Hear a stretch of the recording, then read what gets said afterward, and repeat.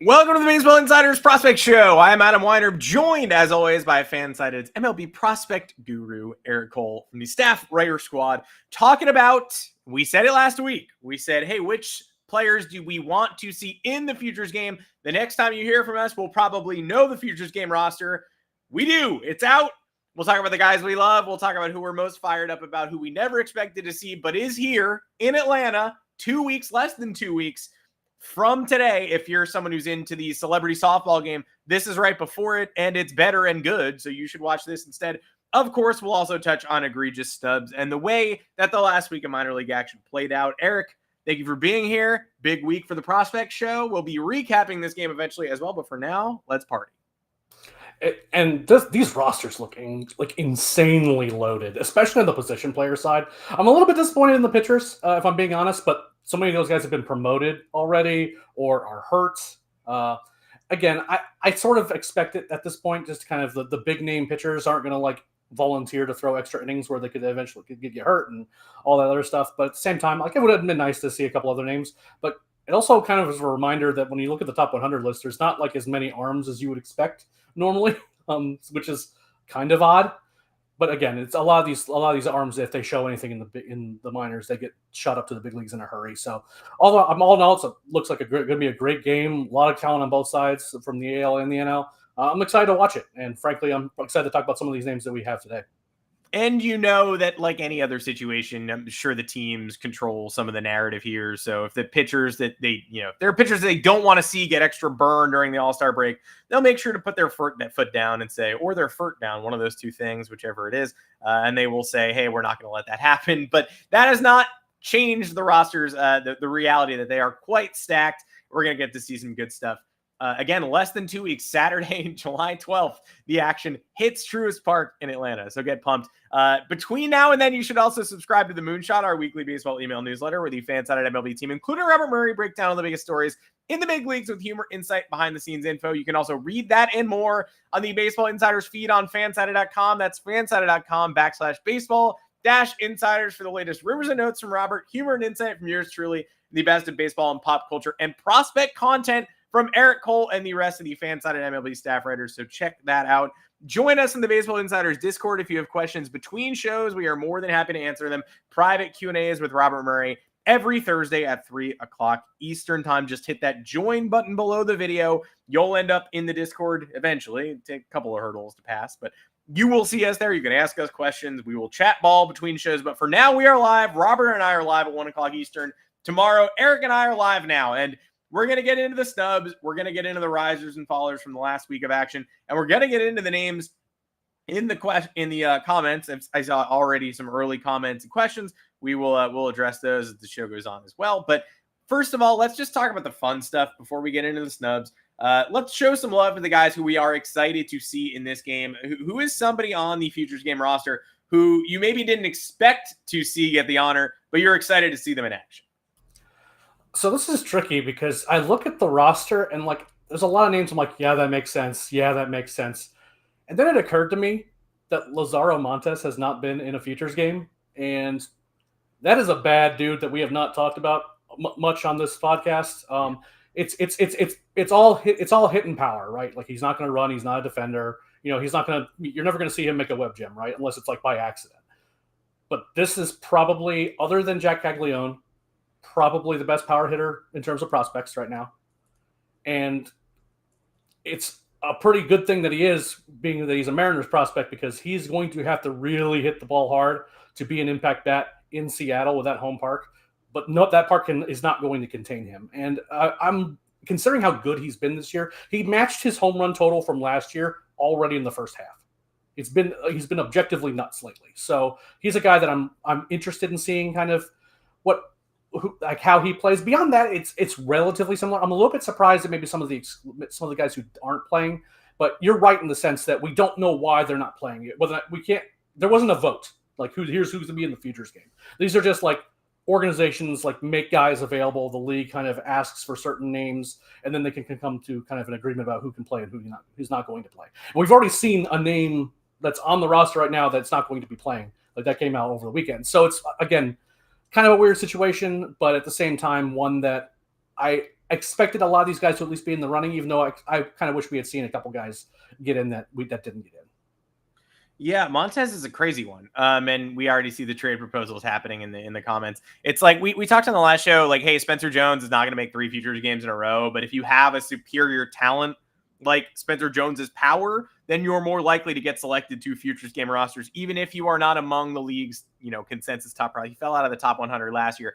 It didn't really matter because he still had light tower power. He got the second year honor in a row. Montez feels like a guy who probably falls in that same bucket. And I'm more surprised. Him participating in 0 is more surprising than him participating in 2, to be honest. But overall, forget the, particulars and strip away the, the requirements and all that. Who are the guys you're just hyped to see, that you're just overall fired up? And we talked Made on the last show. We basically said he'll be a centerpiece. Not only will he be on this roster, but he'll be the head of the marketing materials. And it seems like that's going to be correct. I believe youngest futures game participant ever. I mean, Salas might have had an argument for. I don't remember exactly the ages, but obviously Made is going to be the guy that I mentioned here, considering that was a name that I mentioned in last week's column and on the show. And if for no other reason, that I haven't had a chance to really see him. Again, low A coverage, not the best in terms of video. If you're wanting to watch them, and before that, he was in the Dominican Summer League, where there's very little, actual video to see him. There's a lot of names though. We already in the comments we're already seeing JJ Weatherholt. I definitely would like to see him. But another name, and he's a favorite on the show. I just want to see Connor Griffin, because I think that a decent game from him is going to be a show-stopping sort of thing. You know what I mean? Like, he's not going to be a guy who's going to go 2 for 4 with a couple singles, I don't think. He's either going to have a tough time going against these more advanced pitchers, which is entirely possible, and was something I wouldn't knock him for, or he's going to go absolutely wild and he'll be in Double-A before he gets back from the All-Star break. And again, those are kind of the 2 guys. I like seeing Leo DeVries not having the best year, so I hope he can kind of shows out a little bit. Those are kind of the 3 names that really get me going a little bit. I just want to see them. But at the end of the day, there's just so many names that could just, like, again, I'm not going to be surprised if the talk of the game isn't on any of the lists that we talk about here, because there's just a lot of position player talent, especially on these rosters, and any one of these guys could go wild. Yeah, never forget Brennan Davis, of course, getting the MVP just, back 4 years ago, 2021. Like, obviously all the raw talent in the world from Brennan Davis, but going into that game, if we were previewing it, we wouldn't be like, well, obviously the standout is going to be, this Cubs outfielder who's licking the back of the top 100. No, you never know. And with all of this talent collected on one field, it's undeniable that surprise is going to be the name of the game. I will say it's more likely than not that the Mariners own the narrative coming out of the futures game, just because of Montez, Durangelo, Harry Ford. I think it's really the odds that we talked about this on the last show, like odds that there's a switch pitching showcase through the roof. FanDuel. It was a mortal lock. It was going to happen. You were going to see something cool that you have never seen in a futures game before. It's like if Pat Venditti was available, they would have put him on the roster too. So he's going to do something crazy. Montez is going to show. If there's still, I don't know. Last year they did like a skills showcase that I feel like they've never done before, and Roman Anthony owned that event by just hitting a 500-foot bomb, and it was like, oh yeah, okay, that's what he can do. That Montez is sort of a mortal lock to do that as well, if they do give him the extra, like, hey, by the way, we also put him in the power showcase, so watch this. Termar Johnson in the comments, I think he won that on like a bunt last year. I didn't totally understand the rules. Maybe I will this year if they run it back. But yeah, I do think you never know how this is going to turn out, how the dice will roll, but I do feel like the Mariners have a good chance of opening a lot of eyes this weekend. And your Braves, J.R. Ritchie is going to be participating for Atlanta, and that is somebody who, coming into the year, overlooked a lot and then made himself undeniable as the year has gone on. So I'm excited to see him too. Again, the 2 Braves representatives are both pretty interesting. J.R. Ritchie's coming off an injury. I like the pitchability. He just has multiple different pitches that have at least flash plus. Gets a lot of swing and miss. Again, still coming back from that injury somewhat, so I'm not going to draw too many conclusions about kind of where he's going to end up velocity-wise or how the stuff's going to play, but he's a smaller guy. I always kind of look at guys like that and wonder if they're going to be able to hold up. And when you already have an arm injury in the minor leagues, that's a little bit concerning. But at the same time, I love the stuff and I love the makeup. So I think that he has a really good chance to be excited. Hayden Harris is another guy who, like, again, amongst Braves watchers, it's even kind of a tough name to remember or get eyes on. But that's another arm that can really make some noise this year. I wouldn't be surprised if he's kind of in that sort of fringe call-up discussion towards the end of the year, depending on what the rotation's looking like. Based on the Braves' luck lately, they're going to lose 3 or 4 more arms before that anyway, and then they might be forced to do something with him. But he's a lot of fun. Okay, let's talk about the bummer end of things, the snubs, the people who we thought we'd see, but we won't be. And again, some of that is probably the teams intervening and saying, I don't want to put more mileage on this guy's arm. And some of the snubs were automatic because they got called up to the bigs, and just, that happens every year with the futures game, where best laid plans of mice and men, like a week and a half before the event, a major league team is just like, hey, psych, we can actually use this guy. And you don't get to see them in the prospect showcase. Although it might be more fun to see them face the Miami Marlins, like in the case of Mick Abel. Like, not gonna argue about that. It's kind of fun either way. But who were you most surprised was left off this roster? And again, like you said, the roster's so stacked that we're not really licking our wounds here. But who are you surprised is not making the trip to Atlanta? First, I'll answer a commenter saying that Lucas Braun is the best pitching prospect in the Braves farm system right now. That is just categorically not true, and he's probably not in the top 3. Now, I will say that I do like him. And in terms of surprises, that they were snubs. So I would have liked to see Hagen Smith, for example. But the reality is that he got pulled out with an injury. He's just now come back through close to 2 innings the other day and pitched well. Coming right off an injury and having to be sent back down to development and to the spring training facility, he wasn't ever going to be on the roster. They're going to be managing his innings really carefully if he has an arm injury. The 2 names that I really wish we could have seen, one was a name that I mentioned last week, was Cole Emerson. He's a guy that, again, another guy that I'm kind of surprised that we haven't seen in one. And is a guy who would, in these, if they're still doing these skills showcases where it's pure hitting ability and, being able to bunt into, hula hoops or whatever, he's a guy that would be really good at that sort of stuff. Not having the best year. Maybe they're just trying to keep him on track and not get him distracted with, the All-Star game festivities. Another name is Luis Pena, who's another name that's in the Mariners system. Maybe there's just only so many Mariners that they're going to put in, which is completely fair. He is not in the Brewers system. He is not the same sort of all-around talent that Mate is, right? His ceiling is not that. What he is, though, is a guy with 70 or 80 speed, and he is maybe not Chandler Simpson, but kind of the closest. What he will do at the plate will be determined by his speed. And it's going to be a contact. He's not going to hit a lot of home runs. He's hit some power this year, but he's not going to do that going forward. And again, he's one of those dynamic guys where maybe he ends up being a top of the order or even a bottom of the order hitter that steals a lot of bases, but is kind of hits 260 or 270 and hits 5 home runs a year or something. But against minor league talent, if he gets on base, he's going to run like crazy and he's going to be really fun to watch. Again, very similar to kind of Chandler Simpson in that way. So those are kind of 2 guys that I wish we'd be able to see. And again, I would have loved to see Hagen Smith. There's other guys. Andrew Painter is not going to be in the game this year. He was named to the roster, but they pulled him out pretty quickly. The Phillies are very bluntly said, we are keeping him on our rehab schedule. We're not putting him in the futures game. Again, a little bit odd that he was on the roster. If that was the case, I feel like that maybe some communication should have happened. But at the same time, I understand that. Would have liked to see where he is, but unfortunately that's not going to happen. Yeah, and I think we might get a shot at him in the second half of the big league season anyway, which is why the Phillies are being so precious. Weird that they allowed him to be selected for the Smile and Wave, and then the Phillies were just like, guys, we remember what we said. We're not doing that. Pena, you sure can rock a Carolina Mudcats hat though. If you go to his MILB page, man, that guy just looks so cool at all times. He may not be Jesus Mate, but he looks badass. So, okay, before we go into the back half and talk about the risers and fallers from last week's action, I do want to get to a question from the crowd from Baseball Toss, who is still concerned about Braden Montgomery. I think he's registered his concern on previous shows.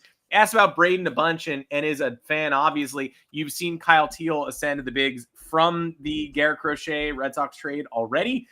So Braden was the secondary centerpiece there when that deal was made. Charlie Condon is someone we've talked about struggling on this podcast in the past, but is now at AA. Is that true? I thought Charlie Condon was still hanging out at high A. Did he get elevated to? I'm about to say it's something where it must have happened relatively recently, and you shouldn't care at all. Braden Montgomery is. I see Charlie Condon in.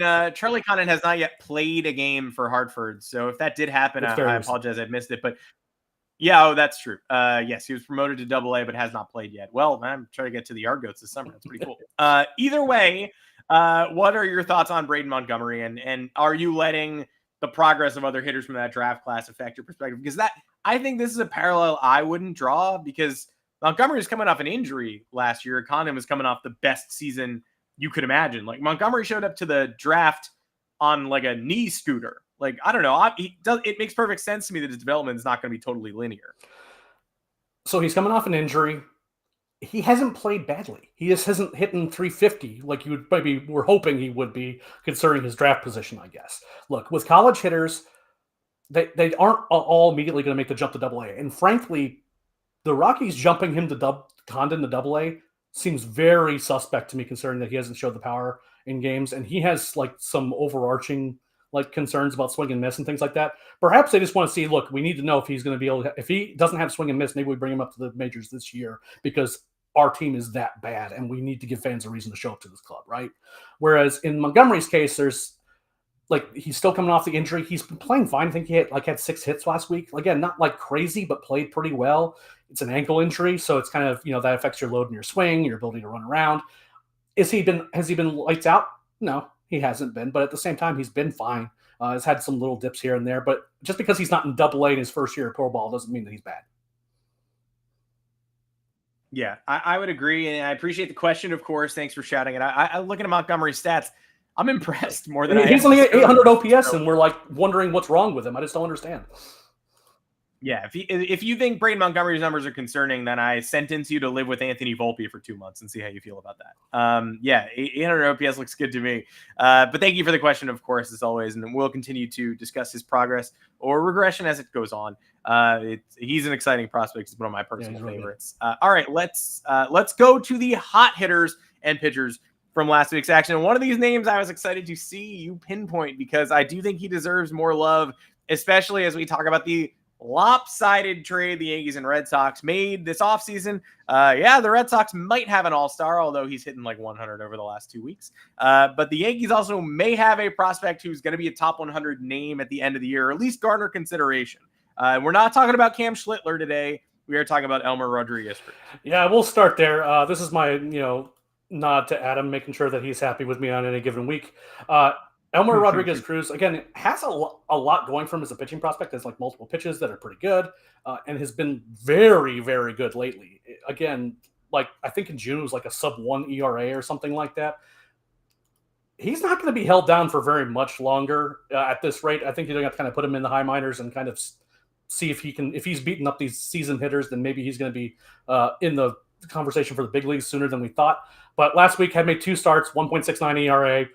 Pitched 10 innings total. Maybe you wish you had gone a little bit deeper in games, but that's not a big deal. And in 10 innings, he struck out 13 batters versus 4 walks and only gave up 1 run. And it was on a solo home run. So, again, pitched very well, was very, very good. I am hopeful that he is able to continue to keep that up. But I would like to maybe see him pitch a little bit deeper in the games before I get too excited just yet. Another couple names. What is Colson Montgomery? This is a White Sox prospect that's kind of been forgotten about because he's hit so poorly the last couple of years. He was a big-time prospect when he was first drafted, and everyone thought he was going to be the next big thing. He just didn't hit enough. And, again, that's kind of a shame, because this is like a really talented, obviously very physical kid that if he figured it out could do a lot of damage. Wasn't really that dissimilar from Connor Griffin in that way when he was first drafted anyway. But, again, didn't hit particularly well last couple of years, but last week was really, really good. 11 for 22, 4 home runs, add on another 3 extra base hits beyond that, struck out just 5 times. Again, really, really good. Maybe you wish he was a little bit more patient. He only drew 1 walk last week, but at the same time, it's hard to argue with the results, considering that every time he swung the bat, it seemed like it did something good. The other name is a name that we haven't really talked about much, and it's for good reason. That's Chase Harlan from the Dodgers organization. 3rd or 4th round pick, I think. And he was kind of a guy that had a hip injury in his draft year. You don't really know what you're going to get out of him. But if the hip tool played a lot, could do a lot of really exciting things. And he's been playing since coming back from that surgery and kind of getting back in the swing of things with kind of in rookie ball.